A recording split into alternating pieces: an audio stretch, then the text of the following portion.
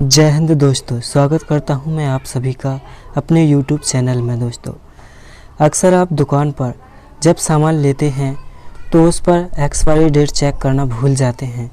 दुकानदार भी सामान बेचने के चक्कर में कभी कभी आपको पुराना सामान दे देते हैं। किसी भी सामान पर लिखी एक्सपायरी डेट को आपको बताते हैं कि वो सामान कितने दिन प्रयोग किया जा सकता है, मगर जब कभी भी आप उस सामान को लौटाने जाते हैं तो दुकानदार लेने से मना कर देता है। ऐसे दुकानदारों के खिलाफ क्या कर सकते हैं जिन्होंने आपको एक्सपायरी डेट का सामान बेच दिया है?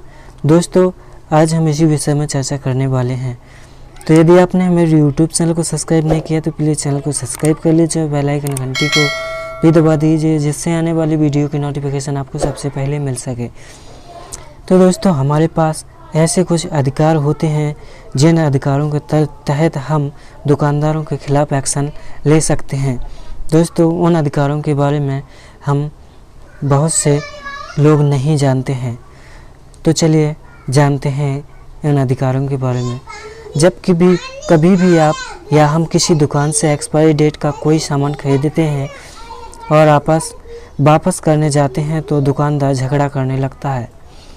एक ग्राहक के तौर पर आपको यह जानने की ज़रूरत है कि अगर आपके साथ भी ऐसा हुआ है तो आप शिकायत करने के अधिकारी हैं।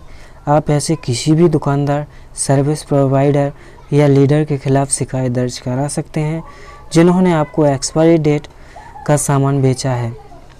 क्यों ज़रूरी है एक्सपायरी डेट चेक करना? दोस्तों, क्योंकि एक्सपायरी डेट किसी भी प्रोडक्ट के पैकेट के पीछे की तरफ या किसी बोतल के ऊपर की तरफ लिखी होती है। अगर आप एक्सपायरी डेट के बाद का सामान प्रयोग करते हैं तो आपकी सेहत को नुकसान पहुंच सकता है।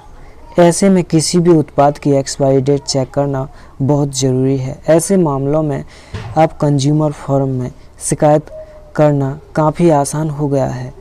आप सिर्फ एक मैसेज करके भी मामलों में शिकायत कर सकते हैं। शिकायत दर्ज कैसे कर सकते हैं इसके विषय में बताने वाले हैं हम आपको। ग्राहक 3 तरीक़ों से शिकायत दर्ज करा सकते हैं। एक तो यही है, आपको जो टोल फ्री मोबाइल नंबर पर टोल फ्री नंबर दिया जाता है 1800114000 या फिर 14404 पर ग्राहक कॉल कर दुकानदार, सर्विस प्रोवाइडर या फिर लीडर की शिकायत कर सकते हैं। और आप 813009 पर मैसेज करके भी शिकायत दर्ज करा सकते हैं। मैसेज करने के बाद आपके पास एक कॉल आएगी और कॉल पर आप अपनी कंप्लेंट दर्ज करा सकते हैं। इसके अलावा आप consumerhelpline.gov.in पर जाकर ऑनलाइन कंप्लेंट रजिस्टर कर सकते हैं। आपकी कंप्लेंट रजिस्टर हो जाएगी और आपको एक कंप्लेंट नंबर दिया जाएगा ताकि आप इसका प्रयोग कर सकेंगे। साथ ही कुछ बातों का भी ध्यान आपको रखना होगा। दुकानदार, डीलर या कोई भी सर्विस प्रोवाइडर जिसने आपके साथ धोखा किया हो, आप उसके खिलाफ शिकायत कर सकते हैं। कंप्लेंट रजिस्टर कराते समय हमेशा आपको पूरी डिटेल देनी ज़रूरी होगी, जिस भी दुकानदार के खिलाफ कंप्लेंट दर्ज करा रहे हैं उसका पूरा नाम, सही पता और आपकी शिकायत को सपोर्ट करने वाले सभी ज़रूरी डॉक्यूमेंट होना अनिवार्य है। साथ ही आपको कुछ फीस भी इसमें देनी पड़ेगी। जो फीस आपको इस तरह से देनी होगी। कंप्लेंट दर्ज कराने के बाद कुछ फीस अदा करनी होगी। आपको 100 रुपये से लेकर 4000 रुपये तक की फ़ीस अदा करनी पड़ सकती है। ये फीस आपकी कंप्लेंट किस तरह की है उस पर निर्भर करती है। अगर आपकी शिकायत 1 लाख रुपये तक के केस के लिए है तो 1000 रुपये की फ़ीस देनी होगी। 100 रुपये की फ़ीस देनी होगी, माफ़ी चाहूँगा। 1 लाख रुपये तक के केस के लिए है तो 100 रुपये की फ़ीस देनी होगी।